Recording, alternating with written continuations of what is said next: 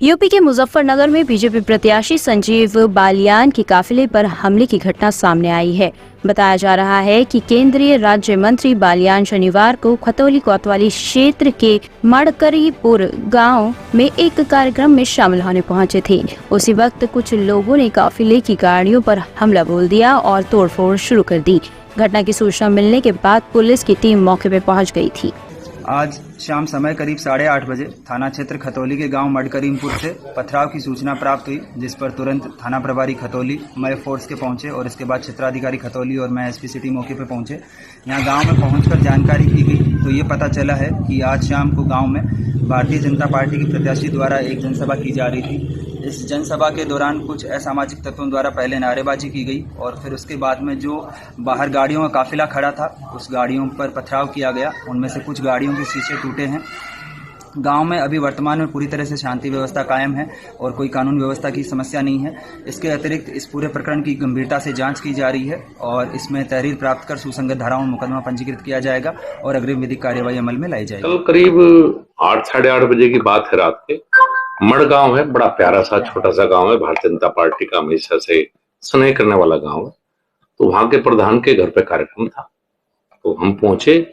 पहुंचने के बाद मैं तो घर के अंदर चला गया जहां मीटिंग थी। बाहर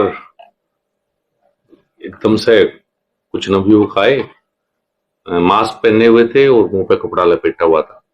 तो पहले गाड़ियों पे लाठी डंडों से हमला किया और उसके बाद कुछ घरों से इंटरलॉक टाइलों से पथराव शुरू हुआ। तो सबने मुझे कहा बाहर चलिए, मैंने शोर सुनते। तो जब मैं बाहर निकला और गाड़ी में जब बैठाया गया, क्योंकि सुरक्षा कर्मी थे, ना गाड़ी में बैठाया, तो ऐसा लग रहा था कि जैसा जंग का मैदान हो। ऊपर से छतों से बहुत बड़ी बड़ी इंटरलॉक टाइल्स। तो करीब 15-20 गाड़ियां क्षतिग्रस्त हुई। काफी जो युवा साथ थे उनको चोट लगी। भगवान का शुक्र है कि जितनी बड़ी वो ईंटें और टाइल्स थी कि किसी बच्चे के सिर पे नहीं लगी। मैं तो इसे भगवान का ही आशीर्वाद कहूंगा कि किसी के हाथ में लगी, किसी के पैर में लगी।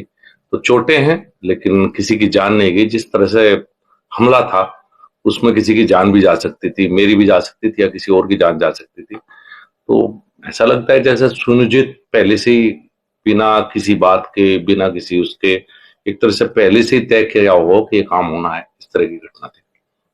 कौन लोग थे मंत्री जी, पता चला? ये तो पता नहीं लगा, युवा थे यही बताया गया मुझे, चूंकि मैं अंदर था उस समय, मैं तो सबको नहीं देख पाया, मैं अंदर था। कुछ युवा थे। घरों की छत पे जो लोग थे वो तो दिखाई नहीं दिए क्योंकि रात का अंधेरा था और वहां पहले से बल्ब भी बंद कर दिए गए थे उस गली में टोटली में। जैसे बाहर लाइटें, आजकल तो सब गाँव में लाइट है, तो पहले लाइटें बंद थी तो छत पे भी शायद ये दिखाई नहीं दे पाए कि कौन थे। बाकी जो कुछ वीडियो आई हैं उन्हीं के द्वारा मैंने भी देखा है कि कुछ नवयुवक थे और इस तरह से पहले से सब कुछ प्री प्लान था। ये ऐसे लगता है कि आने वाले चुनाव में संजीव बालियान की जीत दिख रही है, इस वजह से इस तरह का मामला आ रहा सामने। देखिए, राजनीतिक तो है ही, कोई व्यक्तिगत तो है नहीं। व्यक्तिगत चुनाव चल रहा है, व्यक्तिगत किसी से कुछ है नहीं। जो भी है ये हमला पूर्ण तरह से सुनियोजित है। Bureau report, team top story news.